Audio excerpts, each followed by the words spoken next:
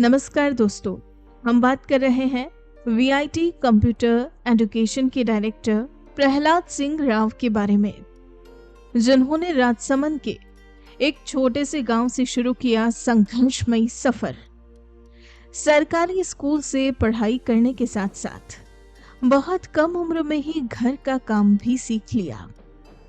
School से वापस आने के बाद खेतों में भी खूब काम किया और इस काम से फ्री हो जाने के बाद रात रात भर पढ़ाई की। दोस्तों, गरीबी ने इन्हें पैसों की कीमत बहुत अच्छे से समझा दी और तभी इन्होंने जिंदगी में कुछ ऐसा करने की ठानी जिससे इन्हें और इनके परिवार को अच्छा और सुखी जीवन मिले। इसी सफर में इनका साथ निभाया शिक्षा ने, जो इन्होंने मन लगाकर प्राप्त की और उसी के दम पर आगे बढ़ते हुए राजसमंद के छोटे से गांव से निकल उदयपुर में खुद को स्थापित करने तक का यह सफर पार किया। जी हाँ, आज यह उदयपुर में वीआईटी कंप्यूटर एजुकेशन के अलावा 2 अन्य संस्थान भी चलाते हैं और इसी के साथ एक स्कूल भी संचालित कर रहे हैं। दोस्तों, आखिर कैसे इन्होंने जीवन के मुश्किल हालातों को पार कर सभी कठिनाइयों पर विजय प्राप्त की और सफलता का यह मुकाम हासिल किया, यह जानना आपके और हमारे लिए बेहद दिलचस्प होगा। तो आइए इनके इन्हीं सारे अनुभवों के बारे में जानने के लिए अब हम सीधा इन्हीं से मिलते हैं और जानते हैं इनके संघर्ष और सफलता से जुड़े प्रेरक किस्सों के बारे में। My name is Prahlad Singh Rao. My father name is Khuman Singh Ji Rao. We are actually basically from a small village Sewali Rajsamand, और यहाँ पर हमारे उदयपुर के अंदर ही कंप्यूटर के 3 इंस्टीट्यूट है। द वीआईटी कंप्यूटर एजुकेशन के नाम से फर्स्ट इंस्टीट्यूट जो दुर्गानेश रोड पे विनायक कॉम्प्लेक्स में है। दूसरा institute IIBA the institute of industrial and business accounting, जो कि पूरा account, share market, banking, import export के बारे में ट्रेनिंग देता है। तीसरा इंस्टीट्यूट हमारा है अरावली हॉस्पिटल के सामने अंबा माता एरिया में, और उसी के साथ में हम एक स्कूल रन करते हैं, द वीआईटी स्कूल रामपुरा। इस तरह से पूरा कंप्लीटली एजुकेशन इंडस्ट्री से हैं, just we can say in this if I talk about then basic computer designing, accounting, web page designing, software development, O level, A level, DC, PGDC, MSc in IT, computer science, completely from 0 to last तक सभी computer के courses हम बच्चों को करवाते हैं, जिससे कि वो कहीं कहीं अपने पाँव पे खड़े होकर अपनी ज़िंदगियों में अपने मम्मी पापा का, अपने सोसाइटी के लिए, अपने राष्ट्र के लिए सहारा बन सके। जन्म हमारा पूरा छोटे से गाँव सेवाली से हुआ था, तो वहाँ से सेवाली से गांव से यहाँ आना मीन्स आकर सब कुछ सेटअप करना बहुत ही चैलेंजिंग पूर्ण था, लेकिन फिर भी हमने किया, क्योंकि गांव से एक होता है तो एक रेफरेंसेस मिल जाते हैं, सपोर्ट मिल जाता है। बिजनेस में कहीं तरह के रेफरेंसेस मिलने से अपने आप कहीं काम ऑटोमेटिकली होने लगते हैं। लेकिन हम जब यहाँ पर आए और आने के बाद में शुरुआत की तो बहुत ही चैलेंजिंग वाला था। मैं स्टार्टिंग से ही बात करूँ तो नेचुरली हमारे पापा का लाइफ भी बहुत ही स्ट्रगल भरी रही थी, और उसी के साथ में हमारे साथ में भी स्ट्रगल था। हम जब बचपन में थे तो मैं पूरा सरकारी स्कूल में, गवर्नमेंट स्कूल में पढ़ा था 12वीं तक, और ये सिचुएशन थी कि घर का पूरा काम भी सब संभालना, खेती का काम संभालना, प्लस उसके बाद में ये स्थिति ये थी कि जब 12वीं तक मैं पढ़ा तो हमारे साथ में मीन्स वो दूध बेचना भी पड़ता था, तो हम दूध लेके, केटलियाँ लेके मैं स्कूल में जाता था, और जब 3 केटलियाँ हाथ में होती थी, पीछे बैग होता था, और दूध देने के बाद आगे सप्लाई करने के बाद फिर मैं वापस स्कूल में आता था। जब स्कूल से छुट्टी होती थी तो फिर उसके बाद में वापस अगेन में वही दूध की केटलियाँ लेकर घर जाता था, और फिर उसके बाद में भी खेत पे काम करना, वो ये सब काम निपटाने के बाद में रात को पढ़ाई करनी पड़ती थी। रात को 11-12 बजे तक पढ़ाई करते थे, जब क्योंकि पापा चेक टायर फैक्ट्री कांकुरली में थे, और वो 11 बजे 11:30 बजे तक आते थे, तब तक हमारे को पढ़ाई करनी पड़ती थी, क्योंकि part of the purpose means वो पता था कि हमारा पर्पज क्या है, अल्टीमेट करनी पड़ाई है, लेकिन घर का सब बैलेंसिंग, सब काम संभालते हुए। तो ये सब किया। उसके बाद में हम कॉलेज में आए, और कॉलेज में आने के बाद में उदयपुर में आने के बाद में मैंने BN कॉलेज में एडमिशन लिया, क्योंकि मम्मी का ड्रीम था कि बेटे को घर पे नहीं रखना, घर के आसपास कॉलेज में एडमिशन नहीं देना है, बाहर देना है, ताकि बच्चा दूर रहेगा तो कुछ रियली जो लाइफ में बनना चाहता है वो बन पाएगा, घर के काम में बिजी हो जाएगा तो वो नहीं कर पाएगा जो लाइफ में करना चाहिए। ये सोच के बड़ा सोच के कारण यहाँ पर उदयपुर में भेजा तो यहाँ पे भी अगेन हमारे पास में रहने के लिए कुछ नहीं था, तो हम बुआ सा के लड़के के साथ में, हमारे ब्रदर, कजन ब्रदर, उनके साथ में रहता था। उनसे कॉलेज आता था तो यूँ समझ लो कि अगर कोई साइकिल मिल जाती थी तो बहुत बड़ा अचीवमेंट था कि आज वाह साइकिल मिल गई कॉलेज जाने के लिए। और हम जाते थे, ऐसी ज़िंदगी का सफ़र चल रहा था। उसी के चलते बाद में हॉस्टल में भी रहे, खुद खाना बनाना, सब कुछ बैलेंस करना, प्लस पैसों के लिए 10-10 रुपये कैसे बचाने, क्योंकि मम्मी पापा का तो काम देने का, सपोर्ट करने का था, लेकिन हमारा फ़र्ज था कि नेचुरली मम्मी पापा के पास भी इतना स्ट्रगल करके सब कुछ ज़िंदगी निकाल रहे हैं। पापा जेके टायर फैक्ट्री में सर्विस करते हुए वो थे और खेती का काम करते थे, तो इतना नहीं हो पाता था जितना पैसा चाहिए। तो वो पैसों की अहमियत हमारे को बचपन से थी और फिर वहाँ से शुरुआत की। तो वहाँ कॉलेज पूरा करने के बाद में ऐसा लगा कि आगे पढ़ाई के लिए और कुछ कंप्यूटर कर लेना चाहिए, और उसी के साथ में मेरे साथ में एक फ्रेंड कंप्यूटर कर रहा था, तो हमने भी कंप्यूटर फील्ड में चले गए। वहाँ से हमने सीडेक किया। सीडेक करने के लिए इंदौर गए, गेटवे इन्फोसिस पे, और वहाँ जाने के बाद में हमने कंप्यूटर का 6 मंथ का डिप्लोमा जो 70-80 हज़ार रुपये का हुआ करता था, उसमें हमारे लिए, पेरेंट्स के लिए बहुत ही मुश्किल का काम था, लेकिन फिर भी किया। तो अब ये करने के बाद में एक लाइफ का नया मुड़ाव शुरू हुआ कि ऐसा लगा कि अब ये पैसा पापा ने लगा तो दिया, तो करना तो कंप्यूटर में ही करना है, अब किसी दूसरी लाइन में जा ही नहीं सकते क्योंकि इतना पैसा लगा दिया। अब उसमें हो ये रहा था कि पैसा लगाने के बाद में आए तो वहाँ सब कुछ इंग्लिश में था, जबकि हम सरकारी स्कूल में पढ़े हुए हैं, हमारे पास में इंग्लिश का कोई बैकग्राउंड नहीं था। तो यूँ समझो कि सीडेक में कुछ समझ में नहीं आया। और आने के बाद में फिर कंप्यूटर पढ़ाना शुरू किया। मैंने पहले 2000 रुपये में कॉम्पिको में पढ़ाना शुरू किया। वहाँ से शुरू करते करते फिर मुझे लगा कि यार यहाँ से काम नहीं चल रहा है, तो और रेजिडेंसी स्कूल में भी पार्ट टाइम पढ़ाया मैंने। फिर उसके बाद मैं RCA कॉलेज, एग्रीकल्चर कॉलेज में पढ़ाया। पर यूँ लगा कि यार प्राइवेट कब तक काम करते रहेंगे, क्या करते रहेंगे, तो मैंने उसके साथ में कंपटीशन एग्ज़ाम भी बहुत सारे दिए। मैंने यूँ समझ लो कि कंपटीशन कॉलेज के बाद में 3 ईयर कंपटीशन एग्ज़ाम दिए, इसलिए कि कुछ बनना है, क्योंकि पहले से ही मेरा साइंस बायो सब्जेक्ट था जो डॉक्टर बनने के लिए था, क्योंकि अंकल कंप्यूटर थे तो मम्मी पापा को लगता था कि डॉक्टर बन जाए, तो वो सब बनने के लिए था। फिर उसके बाद में मैंने कंपटीशन एग्जाम दिया, 3 इयर्स में नहीं हुआ। 3 इयर्स में नहीं होने के बाद में फिर सोचा कि यार कंपटीशन का, IAS का, RS का, CDS का, डिफेंस का, रेलवे का, जितने भी कंपटीशन थे वो दिए।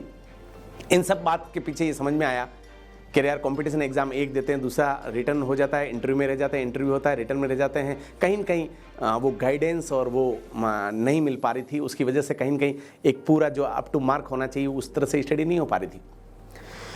फिर उसके बाद में थैंक्स गॉड की एक अपनी होनेस्टी और ईमानदारी, और ये होनेस्टी से मैं पार्ट टाइम वर्क कर रहा था कंप्यूटर के। तो इसी बीच में हमारा एक मिस्टर कुलदीप करके हैं, जिन्होंने मेरी मेहनत को और मेरे कंप्यूटर में पढ़ाने के तरीके को देखा, जो पंचवटी में कंप्यूटर इंस्टीट्यूट चलाते थे। तो उन्होंने मुझे पार्टनरशिप ऑफर की कि प्रहलाद, अगर हमारे साथ में, हम हिरन मंगरी में कंप्यूटर इंस्टीट्यूट डाल रहे हैं और वहाँ पे तुम पार्टनर के रूप में अगर आना चाहते हो तो तुम्हें इतना पैसा, लगभग 1.5 लाख रुपया लगाना पड़ेगा।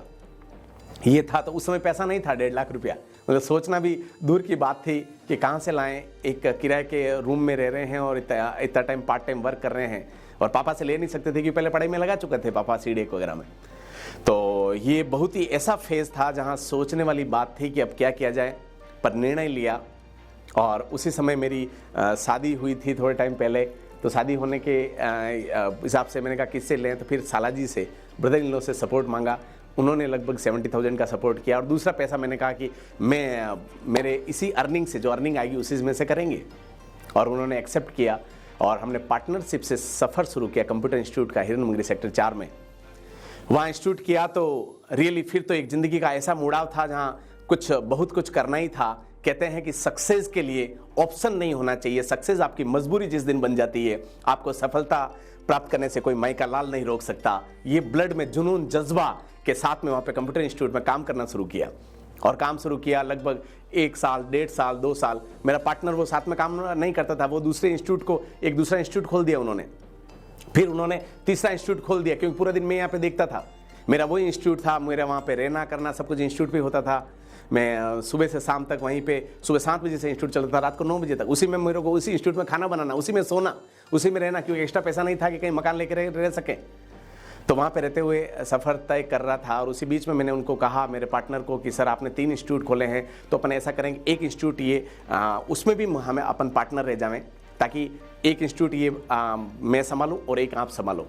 पर उसके लिए वो एग्री नहीं थे, उनके दूसरे तीसरे इंस्टीट्यूट खोलते रह रहे थे, लेकिन उसमें मुझे साथ रखने के लिए तैयार नहीं थे। तो फिर मैंने उनको कहा कि सर कैसे चलेगा। फिर उन्होंने वो हिसाब में भी पैसा मुझे नहीं देते थे, क्योंकि उनके पास सब कुछ था, ऑथराइजेशन, वो हिसाब किताब रखना, तो मेरे पास, उनके पास रहता था, तो वो मुझे नहीं देते थे। और डिटेल में फिर एंड में उन्होंने कह दिया कि कोई बात नहीं, अगर आपको सेट नहीं हो रहा तो कहीं बाहर चले जाएं, आप दूसरी जगह कुछ काम देख लें। अब उस समय मतलब काटो तो खून नहीं, वो वाली बात है कि अब करो क्या।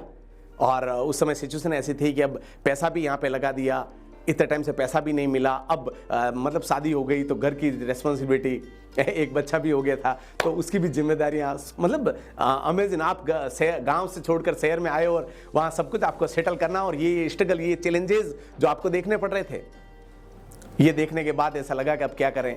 तो फिर उसके बाद में दूसरा पड़ाव आया कि कहीं देखें, तो उन्होंने हिरन मंगरी के लिए मना कर दिया। हिरन मंगरी के लिए मना कर दिया कि आप हिरन मंगरी में इंस्टीट्यूट नहीं खोल सकते, अगर खोलना भी है तो कहीं दूसरी जगह खोलोगे। तो फिर बहुत सारे जगह देखा, फिर वहाँ से शुरुआत हुई अंबा माता एरिया में इंस्टीट्यूट देखने की।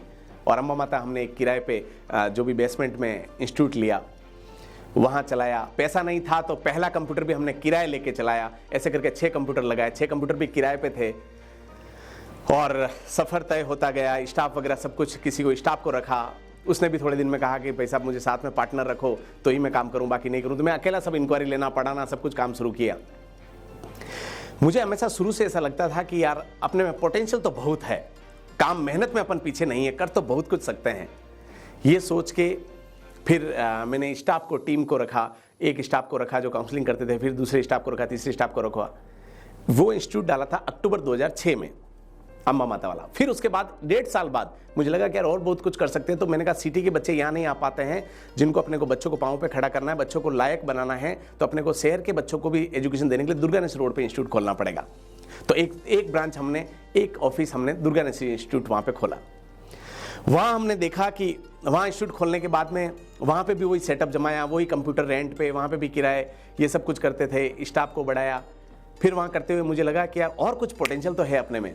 और ऐसे करके 2009 में हमने तीसरा इंस्टीट्यूट खोला, IIBA जो अकाउंट्स का, वो इंस्टीट्यूट खोला। उसके बाद में मुझे लगा कि यार ये इंस्टीट्यूट इधर से इधर, इधर से इधर, अच्छा है, मैं पूरे दिन दौड़ता हूँ, पर कब और बहुत सारे एरिया में कैसे कवर करेंगे ये एजुकेशन, ये जो पढ़ाने का काम है, ये जो कंप्यूटर लिटरेसी का, जो कंप्यूटर बच्चों का आज असेंशियल पार्ट है अपने करियर का, अपनी ग्रोथ के लिए, तो पूरे अगर राजस्थान के अंदर देना चाहें तो वो फायदा सब बच्चे ले पाए, तो वो कैसे ले पाए, क्योंकि सब तो उदयपुर में आना पॉसिबल नहीं है।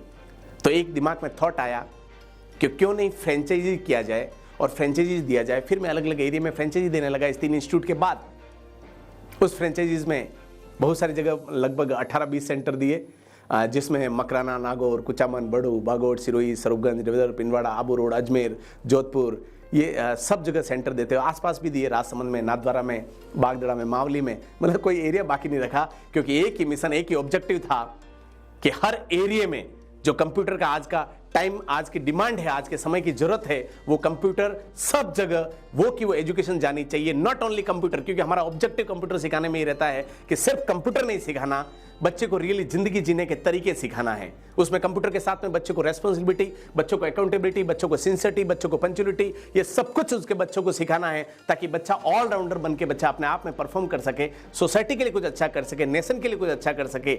ये सोच के साथ सब जगह कंप्यूटर इंस्टीट्यूट की फ्रेंचाइजी देनी शुरू की। फिर उसी को सोचते हुए मुझे लगता था कि हम कंप्यूटर इंस्टीट्यूट में और बच्चों को जो एजुकेशन देना चाहते हैं, जो मोरल वैल्यूज देना चाहते हैं, जो एथिक्स और वो बच्चों में इंजेक्ट करना चाहते हैं, वो बच्चा आता है हमारे पास में कॉलेज के लेवल का। अब जबकि रियली वो पक्के गड़े होते हैं जो कि इतना एग्जैक्ट हम जो चाहते हैं वो एग्जैक्ट फॉलो कर ले, एग्जैक्ट अपनी जिंदगी में उतार ले, हर समय पॉसिबल नहीं होता था। ये सोच के यूं मन में एक थॉट आया कि क्यों नहीं यार बेसिकली ही इन चीजों को किया जाए, मतलब ग्राउंड लेवल पे, फाउंडेशन से ही, जब बच्चा छोटा होता है तभी उनको ऐसे मोरल वैल्यूज, ऐसे संस्कार, ऐसा रियली ऑलराउंडर प्रैक्टिकल आदमी बनाना, प्रैक्टिकल मैन बन के तैयार करना, वो जीरो से हो सकता है और वो रियली स्कूल वाले कर सकते हैं। पर हमारे पास में स्कूल नहीं थी, तो हमने सोचा क्या किया जाए। तो ये सोच के फिर स्कूल का शुरुआत की हमने 2015 के अंदर, द VIT स्कूल रामपुरा। वहाँ पे भी हमने रेंट पे शुरुआत किया। वहाँ पे भी बहुत सारा चैलेंजेज आया, क्योंकि जहाँ मकान मालिक ऊपर ही रहते थे तो बहुत चैलेंजेज आता था, रोज़ परेशानियाँ, और ऐसा करके 3-4 साल चलाया। और उसके बाद में चलाने के बाद में उन्होंने मना कर दिया वहाँ पे भी कि भाई आप यहाँ हम नहीं चला सकते, अब हमारा किराया खाली करना पड़ेगा। तो हमने कहा कहाँ चलाएं सर, थोड़ा सा कमरे देखे कहीं मिले नहीं। तो उन्होंने कहा कहीं पे भी रोड पे चलाओ, जहाँ मन पड़े वहाँ चलाओ, लेकिन यहाँ हमारे अब स्कूल नहीं चल सकता क्योंकि हमारे को नीचे रहना पड़ेगा। ये सोच के हम दंग रह गए कि अब बच्चों को, इन बच्चों को क्या करें जो हमारे ऊपर उम्मीद और आशा करके आए थे कि इन बच्चों की ज़िंदगी को आधार फाउंडेशन बनाने के लिए हम हैं। फिर ये सोच के पास में ही हमने ज़मीन ली और वहाँ पर स्कूल का काम शुरू किया और रियली वो आज बिल्डिंग में ही, ऑन बिल्डिंग के अंदर इंस्टीट्यूट और उसी के साथ में स्कूल भी अभी चल रहा है और बहुत अच्छी तरह से चल रहा है। मेरे आदर्श रियली मेरे मम्मी पापा हैं।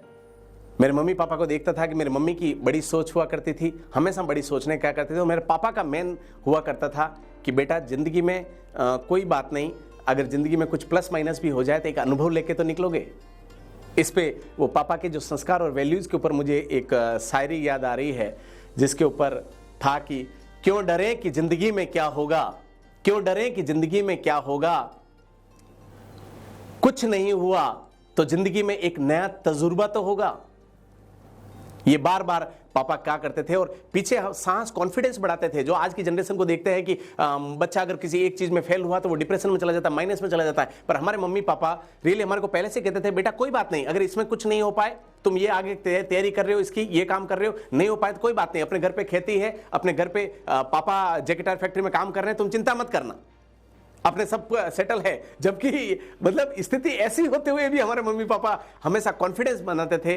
तो मैं कहना चाहूँगा कि हम रियली रोल मॉडल मेरे मम्मी पापा है जिन्होंने वो संस्कार, वो वैल्यूज़ दिए, वो हार्ड वर्क करने का एक जुनून जज्बा दिया, पीछे मुड़ने का नाम नहीं लेना, आगे ही बढ़ते रहना, ये एक जोश दिलाया, वो दिया। तो रियली मेरे रोल मॉडल मेरे मम्मी पापा हैं। जिंदगी में एक व्यक्ति है जो आपको सफल होने से रोक सकता है, वो है आप खुद।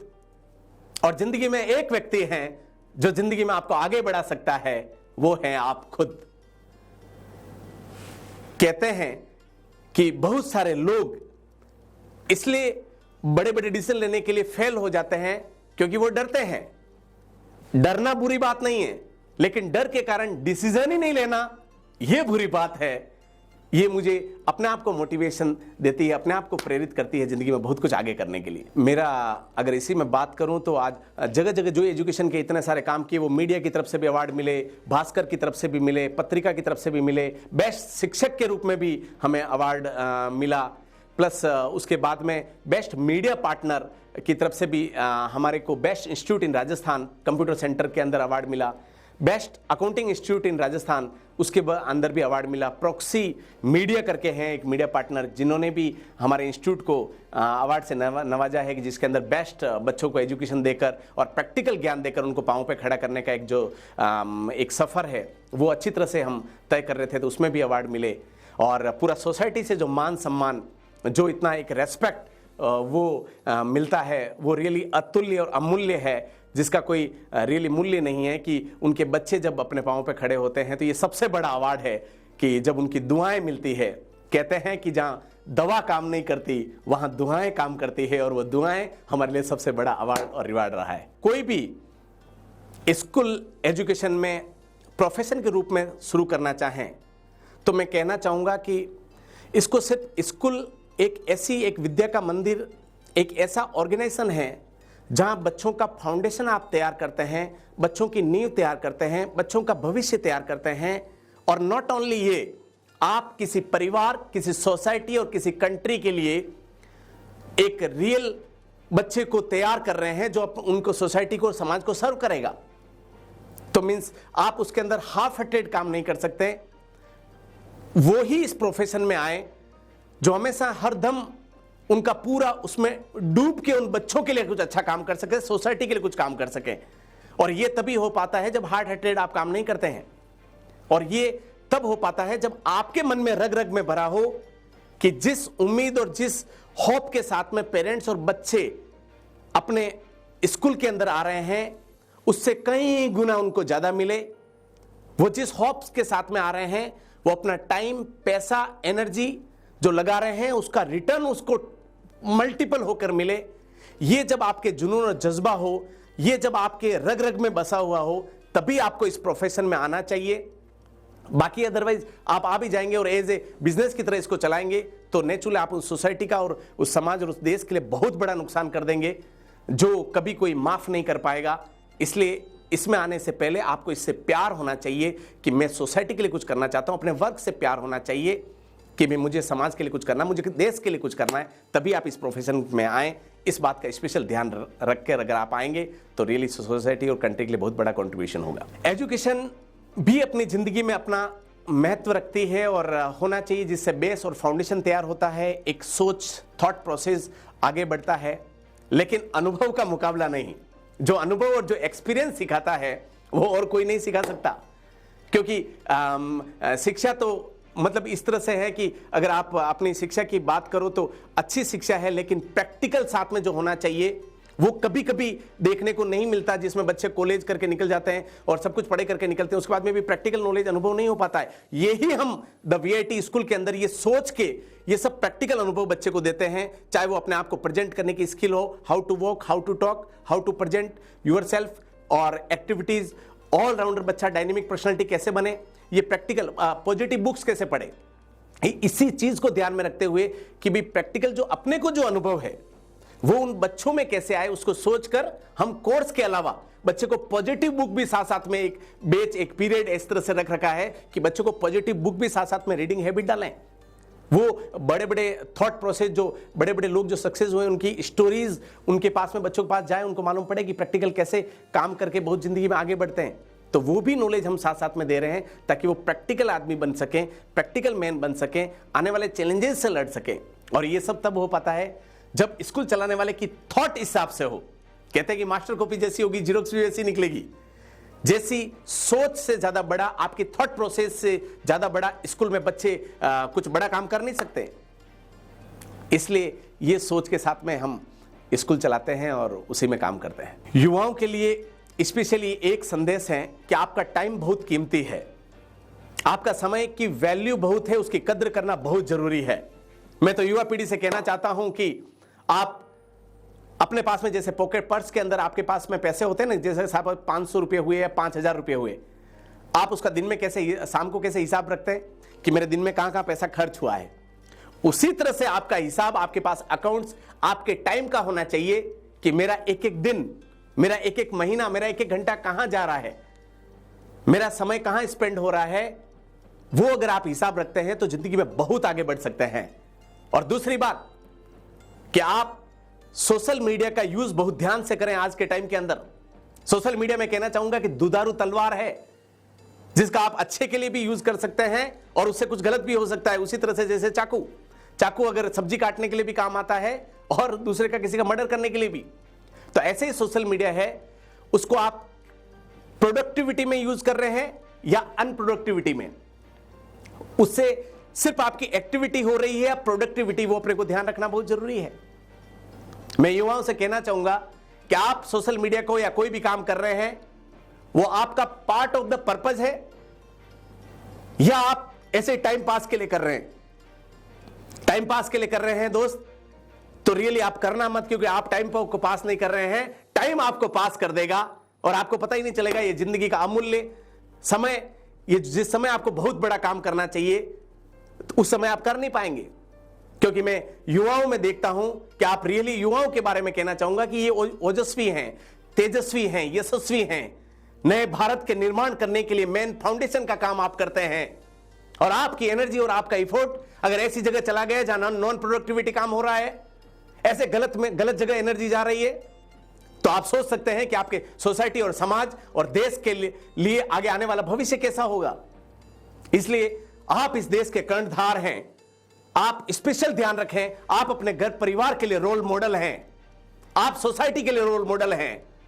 आप अपना एक एक मिनट सही जगह लगाएं, सही जगह एनर्जी लगाएं, सही डायरेक्शन में लगाएं। किसी भी ऐसी नशे की लत में या किसी में भी नहीं आए। वो एडिक्शन किसी का भी हो सकता है, चाहे मोबाइल का हो तो वो भी एक लत है, चाहे वो आपके किसी नशे का हो वो भी एक लत है। आप गलत लोगों के साथ नहीं रहें।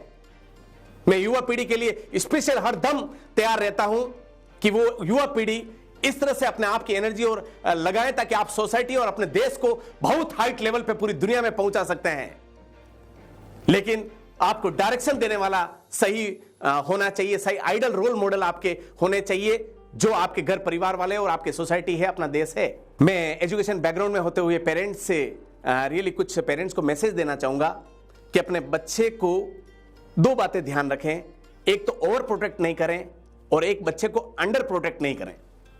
अगर ओवर प्रोटेक्ट आप करते हैं बच्चे को तो बच्चा कहते हैं कि वो आपके उसको पूरा ओवर प्रोटेक्ट करने का मतलब हर बात में आप ध्यान रखना, नहीं बेटा ये नहीं करना, नहीं बेटा ये नहीं करना, नहीं तुम नहीं जाना, तुम अकेले नहीं जाना, नहीं ये काम मैं कर लूंगा, नहीं तुम कुछ नहीं करना, तुम्हारे कपड़े वगैरह मैं जमा दूंगा, नहीं ये वहां टिकट बुक करना मैं कर दूंगा, तुम्हारे कॉलेज की फीस जमा करवानी मैं करवा दूंगा, तुम्हारे कॉलेज में तुम्हारा बैग कर, मतलब छोटी छोटी बातों में अगर आप उसको ओवर प्रोटेक्ट करेंगे तो वो वाली बात है कि आपकी गोदी में ही बच्चे के मूछें आ जाएगी और आपको पता ही नहीं चलेगा और फिर आप कहेंगे कि यार बच्चा लायक ही नहीं बना, बच्चे को अब अकेले खड़े होना है, वो खड़ा ही नहीं हो पा रहा है, वो कुछ अपने बलबूते पे कर ही नहीं पा रहा है, वो बार बार डिसीजन पे ऊपर आपके ऊपर डिपेंड है, बार बार आपको पूछ रहा है कि मम्मी क्या करूं, पापा क्या करूं, मतलब हर छोटी छोटी बात में उसको निर्णय लेने की क्षमता ही आपने डेवलप नहीं की जब वो बच्चा बड़ा हो रहा था।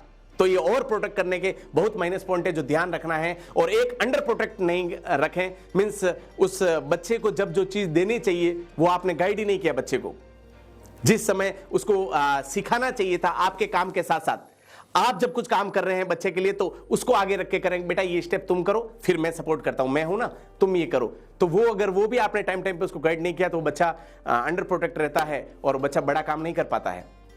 दूसरा, पेरेंट्स के लिए, कि बच्चे के लिए कहते हैं कि मैं एज ए पेरेंट्स होते हुए मैं अपने आप के लिए बात करता हूं कि कम से कम जिंदगी में इतना काम तो कर लेना चाहिए कि बच्चे को किसी दूसरे को रोल मॉडल नहीं बनाना पड़े, वो अपने पेरेंट्स को ही रोल मॉडल समझे। इतना तो जिंदगी में काम कर लेना चाहिए ताकि बच्चे के लिए रोल मॉडल आइडल आप ही हैं। और ये कब हो सकते हैं? जब आप कहते हैं कि आज का बच्चा जो आप कहते हैं वो नहीं करता है, जो आप करते हैं वो बच्चा करता है। तो आप हर वो काम करें घर में जो आप बच्चे से करवाना चाहते हैं, जो बच्चों में आप देखना चाहते हैं। तो रियली बच्चा बहुत बड़ा काम करता है, बहुत बड़े वो संस्कार और वैल्यूज लेके जाता है, और बहुत बड़ा बच्चे को पीछे मुड़ के नहीं देखना पड़ता है, क्योंकि सबसे पहला स्कूल और कॉलेज बच्चे के लिए ज्ञान का मंदिर घर होता है।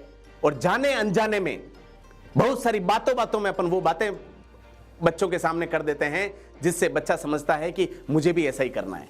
तो बस इस बात का पेरेंट ध्यान रखें तो बच्चा घर में ही फाउंडेशन बहुत अच्छी तैयार हो सकती है। मेरा अगर एजुकेशन में कहूँ तो मेरे मम्मी पापा का गाइडलाइन वगैरह सब कुछ रही है और बहुत सारा, पर सबसे ज़्यादा सपोर्ट मेरी वाइफ इंदिरा का रहा है, जो हरदम कंप्यूटर इंस्टीट्यूट में, मतलब जब तक कंप्यूटर इंस्टीट्यूट हमने डाला उसके 3 साल बाद वाइफ उसमें इन्वॉल्व हुई और उसके बाद में कंटिन्यूसली आज दिन तक वो कंधे से कंधा मिलाकर साथ में खड़ी रहती है। हरदम वो सपोर्ट करती है, चाहे वो इंस्टीट्यूट में हो, स्कूल में हो, हरदम कहीं न कहीं मैं पीछे हट जाता हूं तो वो बराबर उसमें उसी को पॉजिटिव वे में लेकर कहती है कि यस नहीं हम कर सकते हैं, अपन दोनों मिलकर कुछ भी कर सकते हैं, अपन 1 और 1 2 नहीं हैं, 11 हैं, मोर देन 2 हैं। ये बहुत बड़ी संबल देती है। मेरे बच्चे और पूरा परिवार इसमें, भाई बहन सब सपोर्ट करते हैं डायरेक्ट इनडायरेक्ट, और मुझे बहुत अच्छा लगता है कि घर का जीता जग जीतता है, और घर में जीत हो जाती है तो आप दुनिया में कुछ भी कर सकते हो। सबसे बड़ी जीत घर में होनी चाहिए और वो जीत हमारे साथ में है। जो भी ये स्टोरी देख रहे हैं, मैं कहना चाहूंगा कि knowledge is not power, apply knowledge is power. Apply knowledge is not power, immediately apply knowledge is power. तो आप जो भी देख रहे हैं उसको अपनी जिंदगी में अप्लाई करें, अपनी जिंदगी में जो भी बात आपको अच्छी लगी हो आपके प्रैक्टिकल लाइफ में उतारें, तभी जाता जिंदगी में बहुत कुछ कर पाएंगे। और रियली मैं थैंक यू देना चाहूँगा कि आप इस स्टोरी के माध्यम से कुछ सीख रहे हैं, कुछ जान रहे हैं और आगे बढ़ रहे हैं। और मैं तो कहना चाहूँगा कि वर्क मॉब ने ये जो प्लेटफॉर्म दिया जहाँ से हज़ारों लाखों लोगों की ज़िंदगियों में यू टर्न आ रहा है इन मोटिवेशनल स्टोरीज से, वो बहुत बड़ी बात है, बड़ी सोच है इनकी, जिसकी वजह से ये स्टोरी आप तक पहुंच रही है, आपके माध्यम से हज़ारों लोगों तक पहुंचेगी और वो ज़िंदगी में कुछ करने का ठानेंगे। जय हिंद, जय भारत। दोस्तों, आज हमने जाना वीआईटी कंप्यूटर एजुकेशन के डायरेक्टर प्रहलाद सिंह राव के अनुभवों के बारे में। ऐसी ही प्रेरक कहानियाँ रोजाना सुनने के लिए हमारा चैनल सब्सक्राइब करें और बेल आइकन जरूर दबाएं। साथ ही कहानी को लाइक, कमेंट और शेयर करना ना भूलें। अब आप भी बन जाइए भारत की प्रोफेशनल कम्युनिटी की आवाज़ और सुनाओ अपनी कहानी, बनाओ अपनी पहचान की इस मुहिम से जुड़कर अपने जीवन के अनुभवों, करियर यात्रा, अपने उत्पादों एवं सेवाओं के पीछे की वास्तविक कहानी से देशवासियों को प्रेरित करें और अपनी एक नई पहचान बनाएं। Tell your story, inspire and build your brand with the power of video. जय हिंद, जय भारत।